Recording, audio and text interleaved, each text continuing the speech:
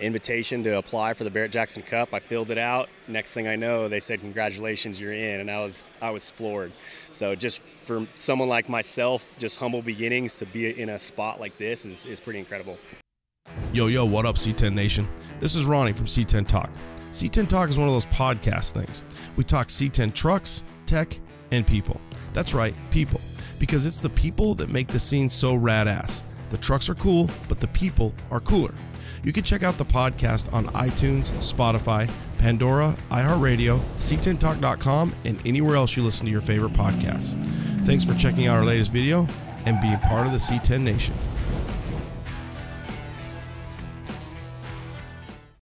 What's up, what's up? We're hanging out again. We've got Matt De Los Cobos. I want to make sure I say it. What a cool name. So, De Los Cobos, out of California. Beautiful 1972 K5 Blazer, original two-wheel drive, and we're in the Cup. So, Matt, congrats. You made the Cup. How'd you get this invitation? Well, basically, I've been showing this thing off all year since it was done last February 2023. So we kind of just been making our way around different shows, getting some notoriety out there. Getting some love? Yeah, getting a lot of love. It's been an incredible build, an incredible year. So I got fortunate enough to get an email invitation to apply for the Barrett Jackson Cup. I filled it out. Next thing I know, they said, "Congratulations, you're in," and I was floored. So just for someone like myself, just humble beginnings, to be in a spot like this is pretty incredible. Fellow firefighter, he's an engineer, and did you do a lot of the build? Did you facilitate it? What's the story in the background on that? Yeah, so I facilitated a lot of the build. This is obviously everything was, my inspiration, my vision. Your paycheck? That's true, yeah, a lot of that, and the wife's. So I got the blessing from Mama. That's always important. But yeah, I did a lot, some of the final assembly a little bit with a couple of buddies, but the majority of the work was done by Hot Rods and Customs out of Escondido. They did a phenomenal job on this paint and body. As you can see, it's just absolutely gorgeous, gapped. And then, yeah, it just shows a snowball project that just took off, and just to be here is pretty cool. Well, and that's what they do, right? We love that. So what would you say was kind of the hardest decision when you think about working with the builder, your inspiration, your vision? What was some of the struggles, the ups and downs of the build? I think the struggles, as everybody knows, how things snowball, is just like the time it takes to get things done. We had a lot of delay issues, unfortunately, with COVID, just getting parts that we're waiting on 6-7 months for just a small piece of thing that would hold up the build. And so we struggled a lot with that. And we had to kind of find innovative ways to creative ways to move the build process along. And then just, it was cool. We had a really great relationship with the builder, just bouncing ideas off of each other. Maybe, they had more expertise in some areas that I didn't know, so they advised me in a lot of different ways. And we just made a cohesive build together, and it came out pretty awesome. Yeah, it really did. And it weren't here, then we'd know, but you are here. So some of the bigger changes are going to be your 67, 68 front clip on a two-wheel drive Blazer, the paint color, and the wheels. Walk us through those big decisions. Yeah, so the biggest decision, probably the hardest decision we had, was I had an original 72 two-wheel drive frame for this year, which is rare. They only built 3,357 of them in 72. So to kind of ditch that frame, because it kind of needed a lot of work, there'd have been a little bit of, hack job for the previous owner. So in order to make that chassis right, it was just going to be so much more effort, and we decided to just go with a full frame swap from Scott's Hot Rods. And then so just ditching that kind of originality of it was a tough call. A lot of people would say they'd want to keep the original frame because it's so rare. And yeah, that was a hard decision to do that, but we went ahead and did it. It turned out for the best. I mean, everything's all fully modern underneath, rack and pinion steering, Ford 9-inch rear end, 4-link suspension in the rear, and adjustable American coilovers. And then we just did the full crate motor on it. It's got a GM Connect and Cruise LS3 with the 525 horsepower crank in it, the hot cam. And then we just picked some really nice wheels. Chris Coddington is a rad dude over at Hot Rods by Boyd. We did a custom set of one-off HRX3 wheels, powder-coated and Cerakoted in charcoal gray with the polished lip, custom back spacing. It just really fits on the chassis with the body extremely well. Kind of keep that look and that vibe of that original two-wheel drive, but everything modern underneath. Well, I think you nailed it, right? You talk about giving it that old school look. You went with the blue that's, really a rad, kind of reminds me of the Toyota blue, and then with the white. Some people ditched the white, you kept the white. And the other thing that's really unique is you went with the 67, 68 trim, which again is going to be something you don't see in a Blazer. Right, so you nailed it right on the head. You got a good eye for that. This is Toyota Cavalry blue paint. I just love that color ever since Toyota came out with it, and I saw it on those trucks. And what I really did like about it is this truck was actually originally a medium blue color. It's actually very close to the original color that it was. It was a CST truck as well, so we wanted to keep a lot of those options on here.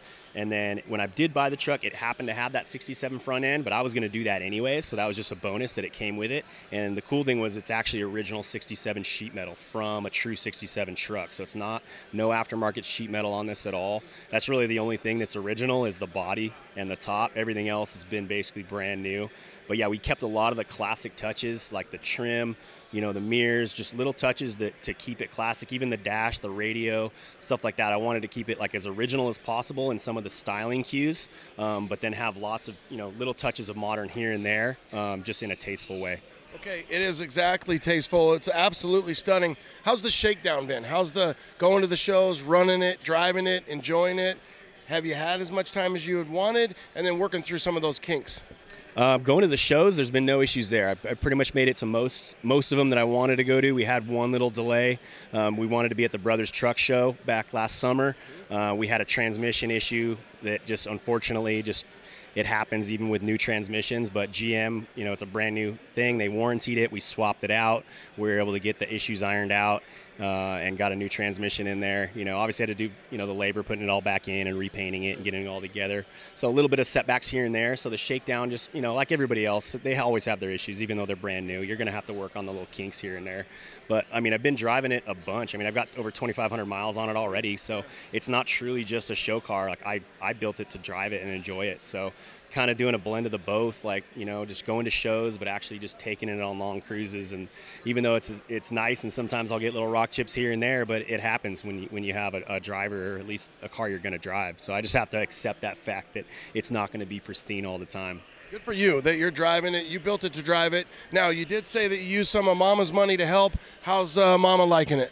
Mama's liking it a lot. She's definitely grown into the car world. She didn't originally. Her dad had like El Camino growing up, but it wasn't really her thing. But I think seeing me so interested and this is my passion, she's definitely come a long way and actually really loves the truck.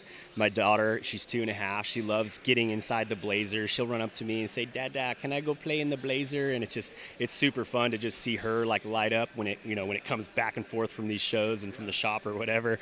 And it's cool because I got another one on the way, and it'll be a cool family rig. We'll be able to go cruise down to the beach and go get ice cream. No ice cream in the car, but at least just being able to enjoy it with them is the main reason I got it. I had a C10 before this, but it's a single cab truck, and I'm like, not as family friendly, so we sold that and then ended up with the Blazer, which is what I really wanted to do. So I'm happy we found one and actually built it. And yeah, Mama's just been awesome, just letting me do my thing with this, and I can't thank her enough for that. Good. You're living the dream if you think about it. And, having the kids, having the family, Mama loves it. The kids will forever remember it, depending on how long it stays around. Do you have a name for it? It doesn't have a name, and I debated that. I was like, I knew I was probably going to make like an Instagram page for it, and I was like, do I want to call it something, and something based off of some blue color, and I just couldn't really think of anything. I just went with a simple like two-wheel drive K5. That's my license plate. That's my hashtag and my my handle. So I kept it that name. It doesn't have like a true name, but if anybody wants to come up with a good one for me, I'm all ears. So usually the kids will come up with something, so you kind of go with what they have to say. Yeah, it's my daughter just loves to call it Daddy's Blazer, and she just emphasizes it. The way she says it is just so cute. And you can come up with all kinds of names, but it all comes down to the kids. What happens if you're here, you're in the Cup, and somebody walks up to you and says, "I want to buy this"? Is that something that you would entertain? It's something I would think about. It'd have to be the right number. I did not build this to sell it. Like, I'm glad that I'm here at Barrett showing it off, but I didn't build it to roll it across the block. I don't want to get rid of it. So everybody's got their, I don't want to sell it price. So it honestly would have to be something way up there. I don't want to lose money on it. It did take a lot of time and money, effort and energy, and I don't want that to just go by the wayside. I want to at least enjoy it for a little while before I start thinking about that.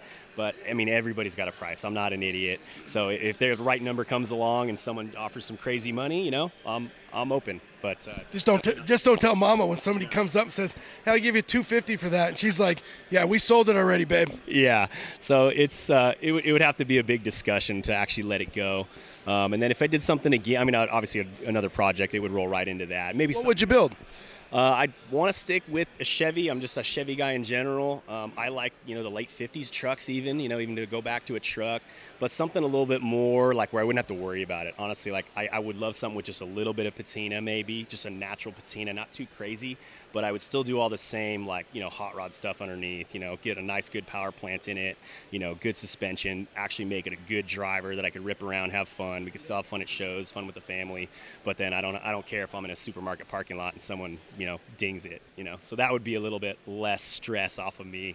That's the hard part, having a vehicle like this. I'm choked up because I love his name, so we're going to let him go. Matt De Cobos. De Los Cobos. De Los Cobos. I freaking love that thing. You guys can check him out. It's 72 two-wheel drive K5. Handle two-wheel drive 72 K5, so 2WD 72 K5. 2WD, two-wheel drive 72 K5. Check him out. I'm going to call it the Magoo Blue Blazer. We're going to come up with a name, but the bottom line is the kids say, what's up? Matt, thanks for taking time. Congrats for being out here, and I hope you win. How's that looking? Do you guys even know yet how that's shaking down? Well, they've picked the top 5 as far as the actual True Cup, so those are already set. But there's that People's Choice Award that's still, it's up to you guys. It's up to the people that are walking around, and I've gotten a lot of love and support from everybody, and there's so many other amazing cars here. I did not come here with the intention or like the expectation to win. Like, just being here in general is like a reward enough for me. So I'm honored and flattered, literally, to just be among some of the, like, literally the best builds in the world. Totally. You're absolutely correct. And to be amongst this people, that's a true honor, I'm sure. So thank you for your service. Thank you for your time. Be safe out there. You guys check them out. Late. Appreciate it, Ronnie. Thank you.